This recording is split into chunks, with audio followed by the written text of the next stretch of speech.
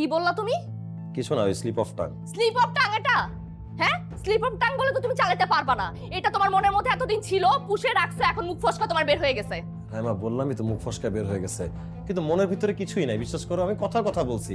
এরকম আজকে খুশির দিনে চলো না বাইরে ঘুরতে যাই। তুমি আগে এটা জবাব দিয়ে দিবা, তুমি কেন এটা বলছো? আমাদের তো ভালো সময়, কলিগের কথা এখানে কেন আসবে শাওন? বলো। ঠিক আছে, আমি ভুল করে ফেলছি, কিন্তু মনের মধ্যে কিছু লুকায় রাখিনি। মানে এত ছোট একটা কথাকে তুমি এত বড় করে কেন দেখতেছো? এটা ছোট কোনো বিষয় না শাওন, এটা অনেক বড় একটা বিষয়। তুমি এটা কিভাবে বলো? তুমি বুঝতেছো তুমি কি বলছো?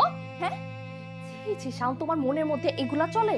হ্যাঁ, তোমার মন মানসিকতা এতটা ছোট? তোমার, আমি এই মন মানসিকতা অ্যাকসেপ্ট করতে পারবো না। সরি। কাকে ফোন দাও? কি করতেছ? আব্বা, আপনি কই? একটু বাসা আসেন তো। আসেন, তারপর বলতেছি।